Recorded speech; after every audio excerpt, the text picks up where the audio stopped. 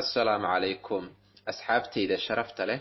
Halkan maanta waxaan idinkugu hayaa 3 tusaalooyin oo kuu sahlaya nolosha in aad indha caafimaad qaba ku fiiriso, sidoo kale ka dhigayo qof qalbi qurxoon mar walbana dhinaca wanaagsan nolosha ka fiiriyo. Waxaa jiray gabar taasoo waayaha adduun iyo gadgadoonka nolosha ay soo wajaheen. Maalin maalmaha ka mid ah waxa ay fadhiisatay meel yara bannaan ah, ayadoo u sheegaysa nolosheeda in qalbi jab la nooshahay, in riyooyinkeeda u muuqanin, in maalinba maalinta ka dambaysa ee nolosheeda hoos u socoto, gebi ahaanba ay ka quusatay nolosha u aragtay mid cariiri ah, mid cakiran. Waxa ay sheegtay maalinteeda sidii ay u qorshaysay aysan u soconin. Waxay aamintay in ay nolosha ku fashilantay. Wiil yar oo meel agteeda ku ciyaarayay ayaa xaggeeda soo aaday. Agteeda intuu soo istaagay asagoo aad u faraxsan ayuu ku dhahay, fiiri waxa aan kuu keenay. Wiilka gacantiisa waxaa ku jiray ubax, inkastoo ubaxaas uusan helin roob badan, uu ahaa mid qalalan. Gabadha waxay rabtay wiilkan ubaxiisa qalalan in uu qaato uuna iska tago. Dhoola cadeen been ah intay dhoola cadeysay ayay ka jeysatay wiilka. Laakiin halkii uu iskaga tegi lahaa wuu ag fadhiistay. Sankiisa ayuu saaray, waxaana uu dhahay erayadan: waxaan hubaa in ubaxan uu carfayo, sidoo kale aad u qurux badan yahay. Waa sababta aan kugu keenay ee adiga iska leh eeho. Waxa ay la yaabtay ubaxa quruxda badan uu wiilka sheegayo. Maysan rabin in ay ka aqbasho, laakiin waxay istiri ka qaad bal ha ku dhaafee. Waxa ay ugu jawaabtay ayadoo xanaaqsan, keen, ma waxaan baan kaaga baahnaa. Gabadha gacanta ayay soo taagatay, laakiin halkii uu ubaxa gacanteeda gelin lahaa, hawada ayuu ku sii daayay. Markaas bay ogaatay wiilkan aadka u wanaagsan, sidoo kale wanaagga badan, in uusan waxba arkeenin, waayo waxa uu ahaa indhoole. Aad bay iskugu naxday. Gabadhii ilin ayaa ka soo daadatay, kor iyo hoos ayay u ooysay. Wiilkii intuu ayuu ka soo tegay si meeshuu ku ciyaarayay ugu soo laabto. Gabadhii murugada meesha la fadhiday, wiilkii yaraa ayaa saameyn nolosheeda ku yeeshay. Gabadha waxa ay la yaabtay wiilkan aadka u yar, sida uu u dareemay dhibaatada ay ku sugan tahay. Laakiin wiilku waxa uu ahaa qof insaan ah, qof iska qalbi qurxoon, sidoo kale jecel inuu dadka wanaajiyo. Markaas ayay gabadha indha caafimaad leh nolosha ku fiirisay.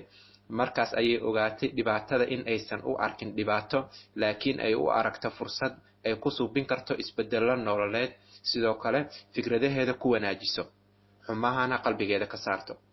Waxa ay soo qaaday ubaxii, sankeeda ayay saartay. Waxay ogaatay in uu caraf badan yahay, sidoo kale aad u qurux badan yahay. Ubaxii markii hore ayay u arkaysay in uu xun yahay.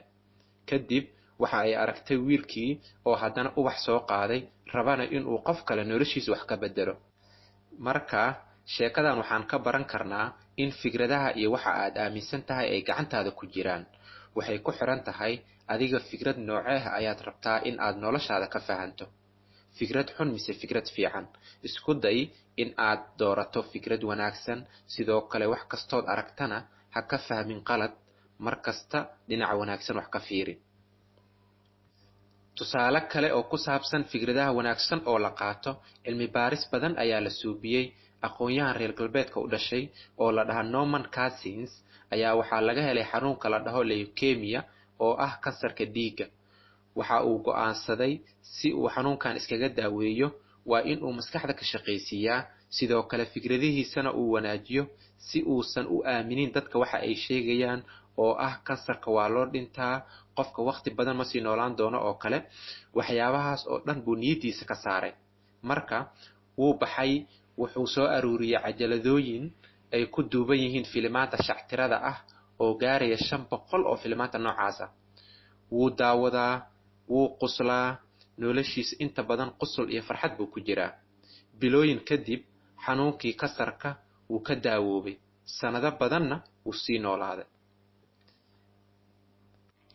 Cilmi baaris kaloo la suubiyey ayaa waxaa lagu ogaaday sirta ka dambayso dadka sanado badan sii noolaada, kuwaas oo da'doodu lagu sheego in ay kor u dhaafto 100 sano.